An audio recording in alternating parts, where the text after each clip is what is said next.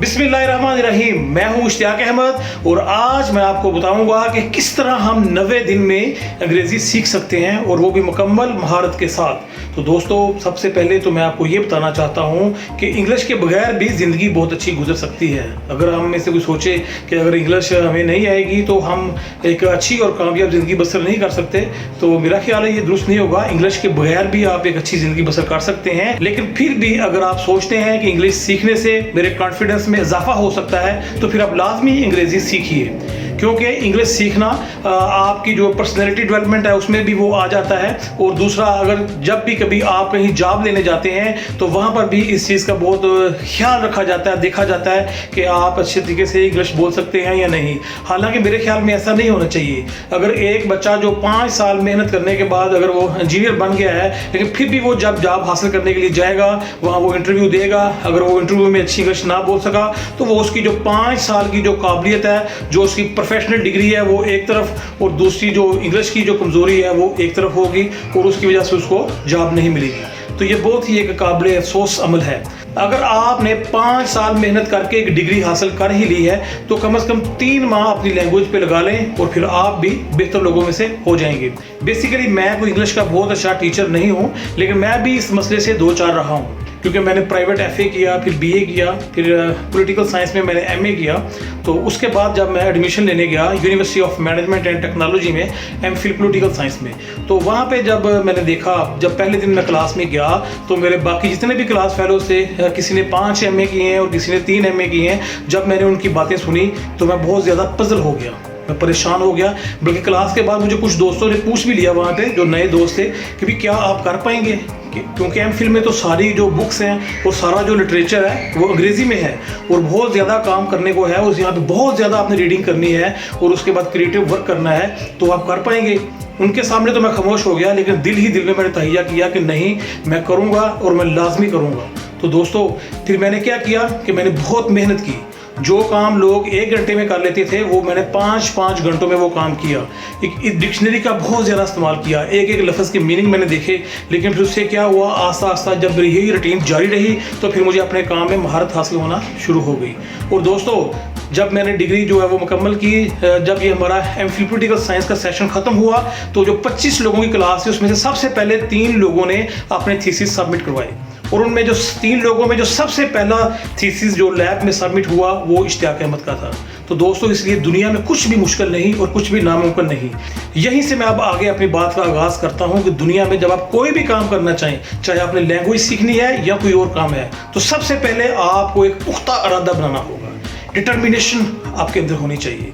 जब भी आपने कोई काम दुनिया में करना है, चाहे कोई लैंग्वेज सीखनी है या कोई और काम करना है, तो उसके लिए सबसे पहले आपको एक पुख्ता इरादा बनाना होगा, डिटरमिन्ड होना होगा, तो फिर ही आप वो काम सरअंजाम दे सकते हैं। तो लिहाजा जो चीज़ें मैंने आपको बतानी थी इंग्लिश सीखने के लिए, उसमें सबसे पहली चीज़ ये है कि अगर आप लैंग्वेज सीखना चाहते हैं तो सबसे पहले इरादा पुख्ता बनाएं। सबसे पहले आप अपने आपके साथ एक अहद करें, एक वादा करें, प्रॉमिस करें कि मैंने 90 दिन के अंदर अंदर अंग्रेज़ी सीखनी है, तो फिर ही आप सीख पाएंगे और बड़ी आसानी से सीख पाएंगे। जो लोग पक्का इरादा नहीं करते, वो मैं देखा वो 35-35 साल से भी लगे हुए हैं कि हम अंग्रेज़ी सीखना चाहते हैं, हमने इंग्लिश प्रूव करनी है, लेकिन कर नहीं पाते क्योंकि उनके पास पुख्ता इरादा नहीं होता।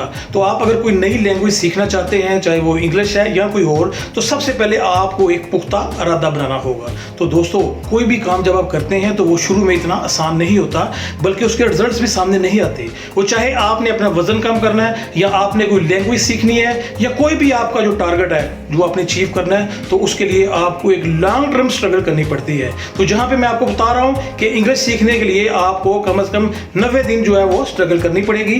तो ये जो सीखने का अमल है ये एक बड़ा ही स्लो होता है, और कोई भी जब आपने टारगेट अचीव करना है तो उसमें होता क्या है कि 4 या 5 दिन के बाद हम लोग डिमोटिवेट हो जाते हैं कि भाई हमने 5 दिन काम किया, कोई असर तो हुआ नहीं, हमने 1 हफ्ता काम किया है, मेरा वजन तो कम हुआ नहीं, मैंने अपना वजन कम करने के लिए बहुत सारी कोशिश की है, मैंने डाइटिंग भी कर ली है और मैं अब एक्सरसाइज भी कर रहा हूँ, लेकिन वैसे का वैसा ही हूँ। अगर आप नई ज़बान सीख रहे हैं उसमें फिर आपके जहन में यही आइडियाज़ आएंगे कि भी मैंने देखो इतने दिन जो है वो मैंने लेक्चर सुने हैं, मैंने वर्किंग की है, मैंने प्रैक्टिस की है, लेकिन कोई फ़र्क नहीं पड़ा। तो यहाँ पर मैं आपको एक बात बताता चलूँ कि जो भी आप काम नया करते हैं या सीखते हैं तो उसके लिए आपको मोटिवेट रहना चाहिए। कम से कम 90 दिन आपने मोटिवेट रहना है, क्योंकि शुरुआती रिजल्ट हमेशा कम होता है और आपको हमेशा 1% इम्प्रूवमेंट के फार्मूले पर अमल करना होगा कि यकदम कुछ नहीं होगा।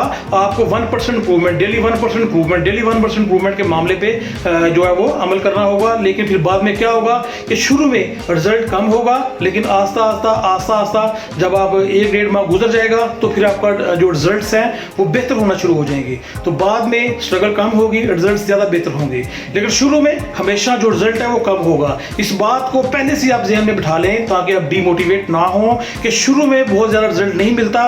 पहले 5 दिन, 10 दिन, 15 दिन आपको जो भी काम करना है वो रूटीन के साथ करते रहें और इस चीज़ से डिसहार्ड ना हो, मायूस ना हो कि हमें फ़र्क नहीं पड़ा, क्योंकि फ़र्क जो आपको पड़ेगा वो 1 माह के बाद या 1.5 माह के बाद जाके फ़र्क पड़ना शुरू होगा और फिर वो बहुत तेज़ी से रिजल्ट्स आपके सामने आएंगे। जी तो व्यूअर्स, जो नेक्स्ट पॉइंट मैं आपके साथ डिस्कस करने जा रहा हूँ वो ये है कि एक अच्छे लिसनर बन जाए।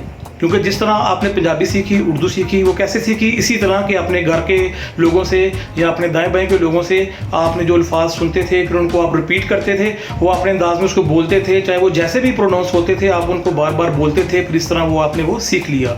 तो दोस्तों सेम इंग्लिश भी हम इसी तरह सीख सकते हैं कि हमें एक अच्छे लिसनर बन जाएं और हम इसके मतलब वीडियोज़ देखें, आइडियोज़ देखें, बार बार हम इनको सुने और जो वो प्रोनाउंस करते हैं, जो वो बोलते हैं, उसको भी फिर हम बोलने की कोशिश करें। तो इस तरह हम अंग्रेज़ी जो है वो सीख सकते हैं। जो मैंने अपनी इंग्लिश को इंप्रूव करने के लिए किया था वो सबसे पहले मैंने एक बुक ली थी जो कि बहुत ही अच्छी बुक थी, इंग्लिश फॉर यू। और इंग्लिश फॉर यू एक बहुत महंगी बुक नहीं थी, तकरीबन 500 रुपये में मैंने ये खरीदी थी। तो उसमें कमाल ये था कि इसके अंदर वो तमाम किस्म की जो है ना वो जुमले शामिल थे जो हम रोज़मर्रा की ज़िंदगी में इस्तेमाल करते हैं। दिस इज़ अ बुक, ये एक किताब है, दिस इज़ अ पेन, ये एक पेन है। तो 20 से 25 दिनों के बाद आप इस लेवल पर पहुंच जाते हैं कि आप मुश्किल से मुश्किल जो इंग्लिश के फ़िक्रात हैं उनकी भी ट्रांसलेशन आसानी से कर लेते हैं। मिसाल के तौर पर दूध का तो जिक्र ही क्या, उसके पास तो खाने के लिए सूखी रोटी तक नहीं। Not to speak of milk, he does not have even dry bread to eat. तो इस तरह के जुमले भी हैं जो वो आप उसकी आसानी से ट्रांसलेशन कर लेंगे इस बुक को पढ़ने के बाद, या कोई और इस तरह की बुक देख लें। थोड़ी सी बेसिक्स जो है वो आपको समझनी होगी। तो बेसिक्स को सीखने के बाद फिर आप जो है ना वो वीडियो क्लिप देखें यूट्यूब के ऊपर। जैसे कि मेरे बहुत ही हरदिल अजीज़ दोस्त हैं तो जिनका नाम है नईम सुनैरी साहब, उन्होंने 1 दर्जन से ज़्यादा इंग्लिश के ऊपर किताबें लिखी हैं और बेशुमार CSS के जो स्टूडेंट्स हैं वो उनसे पढ़ कर कामयाब हुए हैं। तो वो इंग्लिश के राइटर भी हैं और इसके अलावा भी उन्होंने बहुत सारा उर्दू और इंग्लिश अदब के लिए काम किया है। तो उनकी वीडियोस देखें आप, वो बड़े ही कमाल के वीडियोस हैं जो वो बना रहे हैं आजकल बाकायदगी से उनके वीडियोस उनके यूट्यूब चैनल पर आ रहे हैं, स्टेप फॉरवर्ड नईम सुनैरी। तो आप उनको गौर से देखें, एक वीडियो को 2-2, 3-3 दफ़ा आप देखें, उसमें वो बेसिक से लेके और उसमें वो प्रोफेशनल लेवल तक जाएंगे। तो आप उनको देखने से, उनको सुनने से ना सिर्फ आपकी इंग्लिश स्पीकिंग स्किल्स इंप्रूव होंगे बल्कि आपकी ग्रामर जो है वो भी बहुत ज़्यादा स्ट्रॉन्ग हो जाएगी। तो सबसे पहले ये 2 चीज़ें जो मैंने आपको बताई हैं कि कोई भी बुक ले लें, जिस तरह इंग्लिश फॉर यू है, उसका कहाँ से मिलेगी वो मैं डिस्क्रिप्शन में लिख देता हूँ। और उसके बाद ये जो यूट्यूब के ऊपर ये जो क्लिप्स हैं ये सुनिए। तो इसके बाद मैं आपसे कहना चाहूँगा कि आप रीडिंग की प्रैक्टिस करें। कोई भी छोटी मोटी बुक आपको मिल जाती है, चाहे किसी बच्चे की ग्रामर ही मिल जाए, तो उसके ऊपर से देख के उसको आवाज़ें बुलंद उसको पढ़ें और ऊंची ऊंची आवाज़ में उसको प्रोनाउंस करें, चाहे कमरे में अकेले बैठ के करें या किसी मिरर के सामने खड़े हो जाएं। उससे क्या होगा कि आपको जो वर्ड्स प्रोनाउंस करने का जो प्रैक्टिस है वो आपकी होगी और practice makes a man perfect. तो उसमें आपने क्या करना है, अब आवाज़ें बुलंद बोलना है, एक हाथ में वो बुक पकड़ लें और चाहे देख के पढ़ना शुरू कर दें। फॉर एग्जाम्पल मैं आपको मिसाल देता हूँ। Once there was a wood cutter, he cut the woods on the bank of river. By chance, one day his axe fell into the deep water. He began to cry.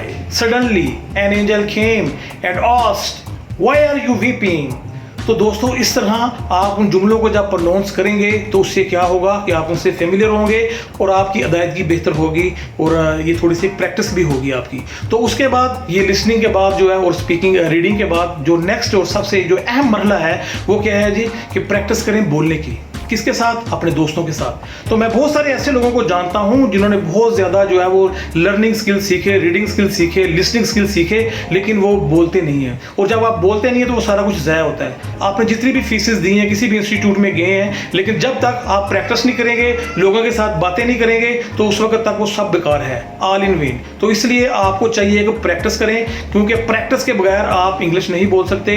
तो practice करने के लिए भी आजकल जो है वो बेशुमार अपॉर्चुनिटी है। अगर आपके पास स्मार्टफोन है और इंटरनेट है तो आप बड़ी अच्छी प्रैक्टिस कर सकते हैं। आप प्ले स्टोर पे चले जाएं, वहां पे जाकर अगर आप लिखेंगे कि मुझे इंग्लिश बोलने के लिए, इंग्लिश की प्रैक्टिस के लिए कुछ ऐप्स चाहिए, तो आगे ढेर लग जाएगा ऐप्स का।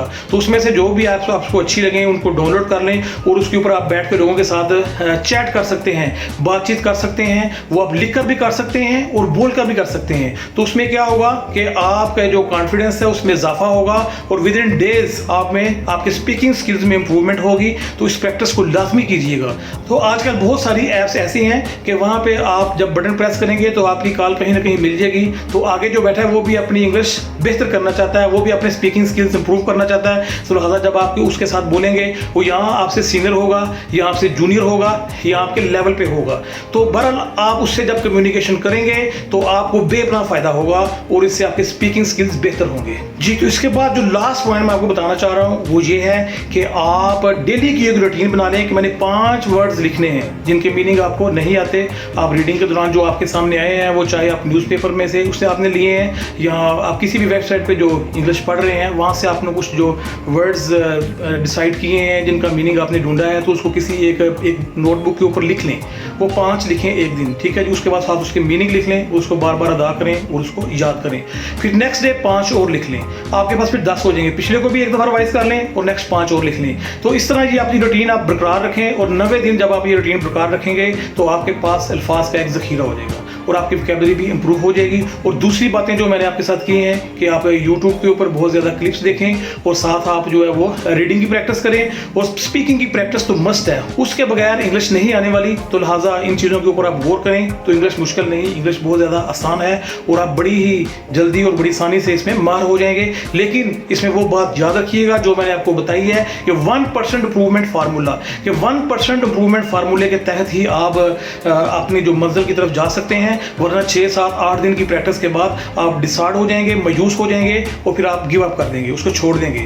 सबसे पहली बात जो अभी मैंने आपको बताई कि पुख्ता इरादा, डिटर्मिनेशन चाहिए। उसके बाद कभी उसको छोड़ना नहीं है और पहले से अपने ज़हन को तैयार कर लें कि मैंने 90 दिन ये काम करना ही करना है। उसके 90 दिन आप सिर्फ 2 घंटे दे दें अपनी ज़िंदगी में से, अपने जो रोज़मर्रा की रूटीन है उसमें से सिर्फ 2 घंटे निकाल लें और उसको डिवाइड कर लें कि इतने मिनट मैंने जो है वो लिसनिंग करनी है, रीडिंग करनी है, या मैंने जो यूट्यूब के ऊपर क्लिप्स हैं वो देखने हैं और 5 जो नए अल्फाज हैं वो लिखने हैं। तो रोज़ाना अगर आप 2 घंटे ये काम करते हैं तो इंशाअल्लाह ताला 90 दिनों में आप फटाफट अंग्रेज़ी बोलने के काबिल हो जाएंगे और अंग्रेज़ी सुनने के काबिल भी हो जाएंगे और इंशाअल्लाह ताला आपके जो राइटिंग स्किल्स हैं वो भी इंप्रूव होंगी।